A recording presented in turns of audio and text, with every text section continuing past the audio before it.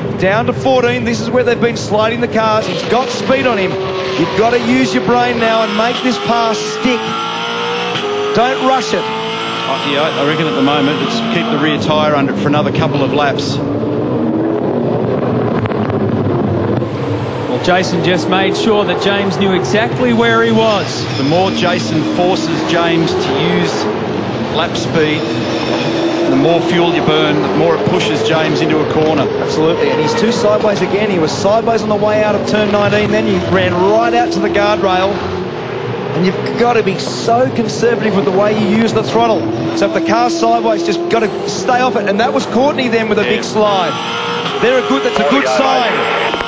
When you're the hunter, it's a good sign when the guy in front leaves those big black trails of tyre debris, and the way that Courtney looks. Again, a big slide there at turn 2. Remember, Courtney was the master last year on the soft tyre. Put together that brilliant mid-season run. Now he'll be vulnerable down at turn 8, given the proximity of Bright here coming down the hill. And boys, just to add to the drama, I've just bumped into Damien White, the operations manager for V8 Supercars. He reckons this is highly likely this is going to go time certain. So that's a lap short, so that plays into the hands of James Courtney. Yeah, certainly. Oh, he's down there. Oh, that was a late-minute pass, a last-minute dive. And this is where Jason Bright is strong. Courtney will have to cover him now. He'll have to cover him. If he doesn't cover him, Bright will dive. Well, watch here. Bright. Oh, he's locked. He's got in. And can he hold on to it? This is the critical moment for Jason Bright, and he holds it. Brad Jones Racing have gone ballistic. They can now taste their first ever race victory. That was a great bit of driving from Jason Bright. Great judgment. There wasn't another millimetre of performance left in that car under brakes, or mid-corner for that matter. Fantastic pass. There's only 4.5 minutes left on the clock. After that trigger point, there'll be 1 lap to go. Now get your head down, Bridie. Don't make a mistake. Either way, it's going to go right down to the wire.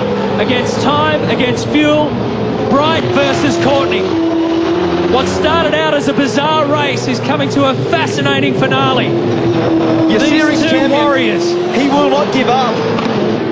Well, he's got a good run here onto the front straight. He's got a lot of pace.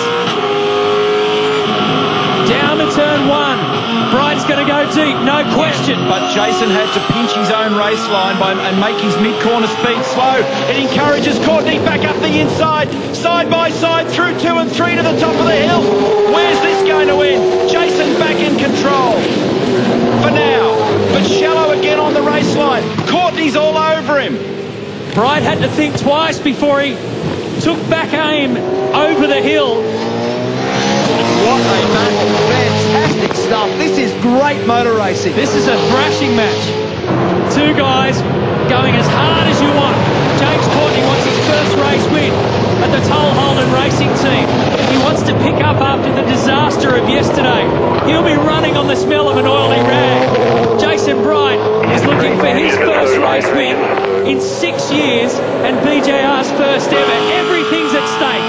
He made a bad gear change on the way out of turn 10 as they go down to 11, and he's been very strong under brakes.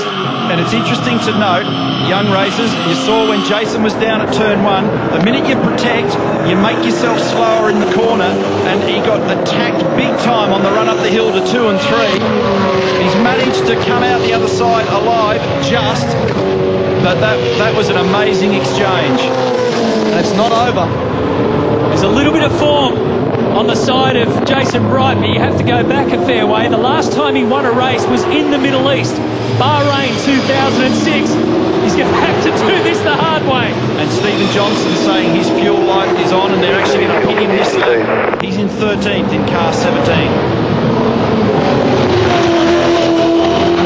What a race. Unbelievable. Oh, he's had a dive. He's had a dive in the last corner at turn 21. He's got up the inside of Bright. He takes the lead again. What a motor race. Bright's going to go side by side with him here down to turn 1 though. And he'll hold on to it. How on earth did he get that position back? Cool at 2 and 3. Bright on the outside at 2. He's actually off the racetrack there. Courtney's got control of the race for the moment. Where is he at with fuel? Can he make it? Plunging down the hill. Courtney by a car length at the moment from Bright. Can Bright respond under brakes at turn 8? He's actually lost some critical distance here. Word from race control is that will more than likely get cut a lap short. We'll have to wait and see. Garth Tander just willing his new teammate on.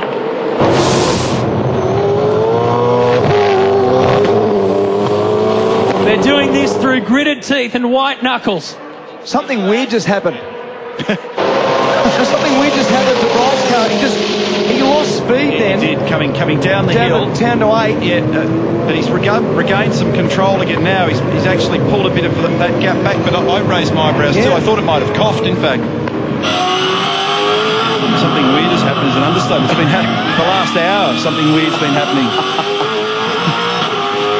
This is intriguing stuff to whether James Courtney, whether he can get home on this fuel. Well, this is a remarkable performance. The race will go the distance. It will go the distance. Now, Jamie Whincup, by the way, has climbed up into 3rd position. He's way back further down the track, but he's on the podium at the moment. Other teams who also run calcs on key competitors are still suggesting that Courtney's going to run out of fuel. Now, I'm not talking about Team BOC, it's others in the queue. Crosses the control line again. This is it. The final 4.73 kilometres. Has Courtney got enough gas in the tank to get there? Can Bright find that speed back and try and get that position? What an amazing finale. He's closing up the gap. So Bright's coming back through the corkscrew. That's where Courtney got the lead last time around. So if he pulls this off, Courtney's got 22 laps out of this tank of fuel, which has been a remarkable performance in safety car fuel conservation, and then I imagine ongoing conservation through this stint. And that has defied me. That's a remarkable performance, and well done, James and the team. Oh, it's going to be tight. Yeah, there's no science left here, boys. I was just talking to Rob Crawford, team manager down at HRT. It's in the lap of the gods. So just go for it. And Scott Sinclair just said that they're in plenty of trouble. That's a little cough. That was a little cough. But opportunities are running out here for Jason Bright. If Courtney can get to the end, he'll hold on here if he's got enough fuel. They've never won a V8 supercar race at Brad Jones Racing.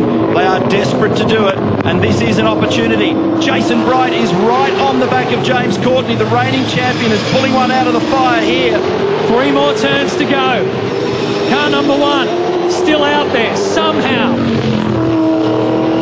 Fuel is a major issue. If he makes it to the finish line, he'll be hard-pressed to do a victory lap. He's going to do it. He is going to do it.